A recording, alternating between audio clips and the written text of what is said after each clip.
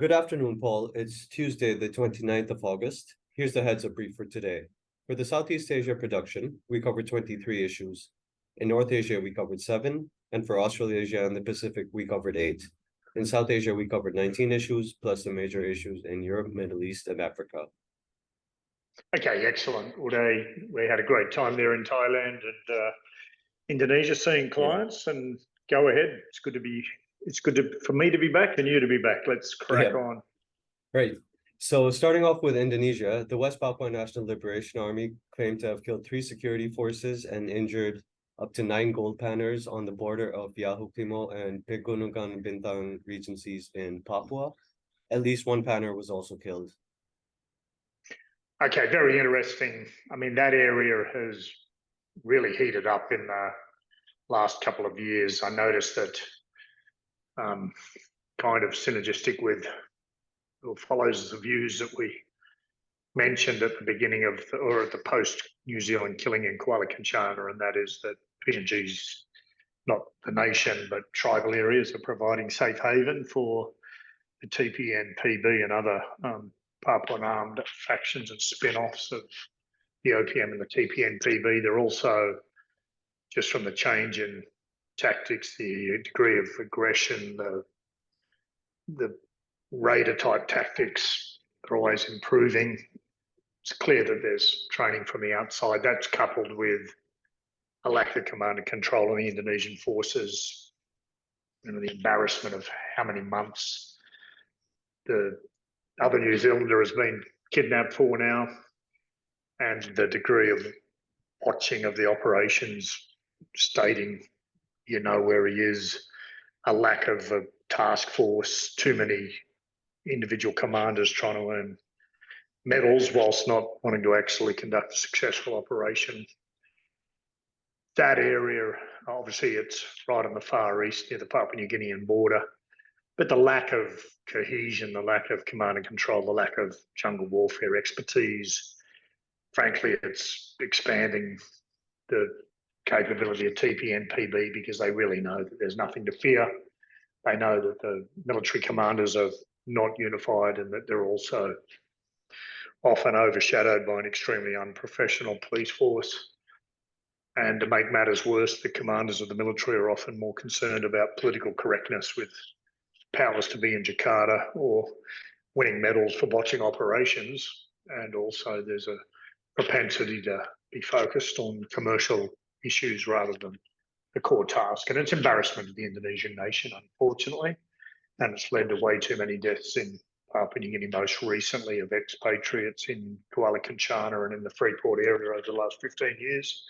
And more recently, just a lot of Indonesian workers trying to earn a crust and getting executed with no real presence or commitment from the Indonesian military, which again undermines their ability to be a trusted partner of the Papuan people. Okay, mate, move on. Right. Well, with regards to the Indonesian military, they're in controversy after 3 soldiers, including a member of the presidential security detail, tortured and murdered a civilian in South Jakarta. They had abducted him to demand a ransom of 50 million rupiah, and audios and videos of his calls to his family in Aceh went viral, and there's been a lot of heat on the military. Well, and that's what you want, don't you? A military kidnapping and trying to ransom from their own countrymen for $3,000. I mean, I'd like to get the team to dig up those audios and videos, whatever still hasn't been expunged by the said by military and government. It's easier to bury it and whack a hatchet on it than to face the realities of your own professionalism. But until the government actually has professionalism to correctly give budgets and allocate appropriate budgets, training and behavioural expectations, and this will continue. Indonesia split, obviously the police split off from the military 20 odd years ago. Neither of the moves have really brought about long-term meaningful change. A large swathe of the military certainly improved. The police have deteriorated rapidly. The Ferdi Sambo crescendo showed that, but it's an embarrassment to Indonesia, and at some point the government and the security forces need to get over their own abusive laws for commercial gains and think about actually providing security for its people. One has to question the number of police and military in Indonesia, the number of commands, the number of different functions, and ask perhaps they could rationalise some of the command and control, the number of organisations, the number of people, loose procurement systems. And I think Western countries is probably the time that if you're investing in that country to stop easing paying off, having MOUs and being sloppy yourselves so you can wipe your hands of it. And I think we need to look critically at some of those organisations. Thank you. Go ahead. Yep. In Myanmar, the central bank is expected to release an online trading system that would allow the public to make payments using foreign currencies. And of course, you'd have to question if anybody in the country, other than the central governing figures, actually would trust having any transparency over your funds in Myanmar, given that the country's allowing companies only to utilise 2 or 3 months cash flow, that they're preventing you from using your own funds. They're trying to get digital currency companies and trading companies there to actually use their funds to pay government bills. It's a fiasco, and I think we have to take that actual move with great scepticism, but it's not really designed to assist the public. It's designed to see where else they can track funds to utilise for themselves. Go ahead. Right. In Thailand, the Prime Minister designate announced that the draft list for the new cabinet is completed and will be made public soon. Maybe by next Tuesday. All right. Yeah, sorry. He said it would maybe be out before the first parliamentary meeting next Tuesday. All right. As soon as we get that, we need to do an analysis on that for clients. Yeah. Okay, that's obviously going to shape what the likely policy changes are, what the mentality is going to be. So as soon as that becomes evident, have a chat with me and let's map some analysis out. Yeah, we'll do that, Paul. And in Papua New Guinea, 120 soldiers and 2 mobile police squads, known as the Kumal 23 Police Tactical Group, will be deployed to Enga province. They will be involved in controlling the ongoing tribal violence across the province, and the government is seeking to prevent delays to reopening the Porgera mine there. Porgera, it's pronounced Porgera with a hard G. Yeah, look, I mean, as I always make the point in PNG, the government has a whole lot more security problems than it's got security forces. The degree of tactical training is excellent, but the control of forces is if you continue to utilise them ad hoc to go and resolve and whack band-aids over it, eventually you lose control. A lot of the Western companies simply aren't geared up for the degree of security problems they have. They're all over-reliant on the provision of tactical groups. Their managements in Western nations tend to sit back and it's always been good, so it will always be good. And over the next 2 to 3 years, expect more kidnappings, more raidings of Western companies. The people are extremely vulnerable. Many of their community relations teams are only there on paper. They're not actually doing a function. So they're not actually developing the relationships which give them inherent ability to predict and mitigate risks. They're smothering the surface because they're afraid to go there because there is a lack of managerial top management commitment. I think we're going to see vicarious liability cases come, date of kidnappings and executions. I don't think it's imminent. I think that the time bomb and the hours in the sandglass continue to move, and there's no real resilience being developed by many of the Western companies, and some of them are actually making a rod for their own back by hardening to a point where they're losing the trust, but others are thinking they've got soft skills that they simply don't have. They don't have trust in the community and they don't think they need to harden at all. And the balance isn't right on a lot of the security arrangements. Some have got a delusional belief in their community relations and their goodwill. Others have over-hardened and developed bad will, and it just shows a lack of managerial understanding, a lack of commitment. In some companies, the security boys get out in front of the wagon. In others, the community relations are out there on the wagons, but the wagons are rudderless and leaderless. So I think we need to continue to develop our database and analysis spinning off from the various incidents. Many of these Western companies aren't reporting these incidents thinking it's going to help them. It's actually going to hinder them not to have those out in the public, because the PNG government can play down the realities of the incidents that are occurring. It's very easy for the security minds and the community relations minds and the company's hierarchy abroad to play down these issues and think that these issues are in isolation and they've squared them away. But the reality is they're using the EMEA approach and whacking their head deep in the sand and hoping the problems are those of management down the track and not theirs to manage. But ultimately, it's a brew point. Thanks. Go ahead. Right. In Pakistan, protests against the hikes in electricity tariffs are spreading across the country. The hikes in tariffs are on a part of the IMF deal, which Pakistan struggled to get. Okay, interesting. Thank you. And in India, police blocked a hardline right-wing group from holding a religious march in Haryana at the site of recent communal violence.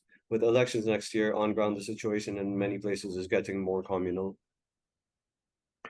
Okay, thank you. Look, there was another incident I want you to research. There was information came across my desk whereby an Indian teacher had Hindu students slap a 7-year-old boy.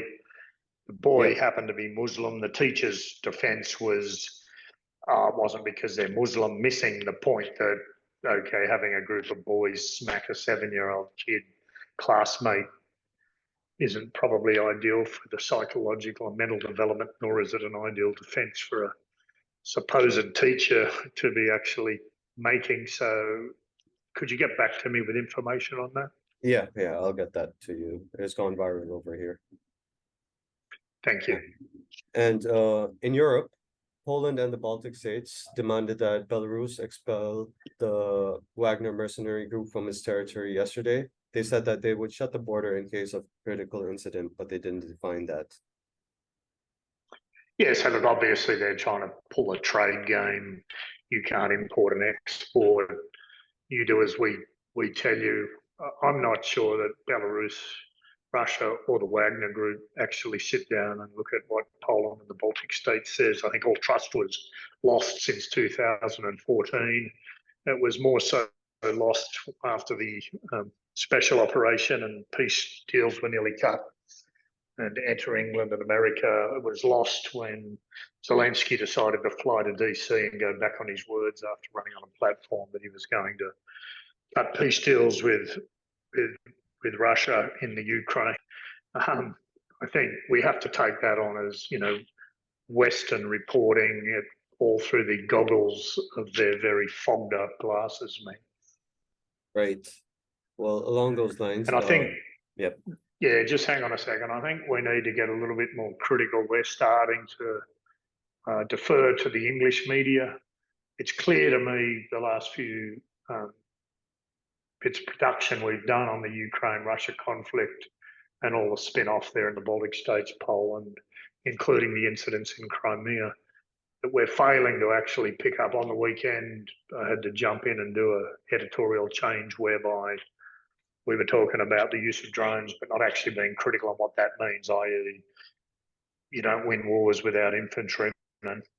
You win PR battles, but PR battles on the short term with your own politicians and appeasing NATO and American and the Five Eyes just means that everybody else is going to be sending and spending more on drones. But it's actually distracting from the fact that the Ukraine is hiding the amount of casualties. The Western media is not being transparent. It's completely changing the language on, if you look at the same incident from red and blue forces, the descriptions of it are so biased that it's actually hard to rationalise if anyone is rational that's writing this stuff. So I'd like actually to do a feature audio this week for our team and distribute it to clients, but we need to start being a lot more less biased towards the English media. We need to be a lot more critical on the actual superfluous, tainted language they're using. And we need to really hone in on making sure that we're looking on all the official websites of both the Ukraine and the Russian foreign ministries and Ministry of Defence, and then sorting through the chaff of propaganda. But when I look at all the statements and then match that to the realities of what's occurring on the ground, I hate to say it for all our Western people out there, but the Russians are actually saying what they're doing and saying what's happening fairly well. The West is whacking a massive spin on it, and it all boils down to NATO's good at talking, but it doesn't seem to be wanting to get infantry out into the battlefield.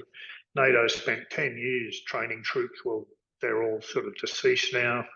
They're trying to make out that the drones win wars.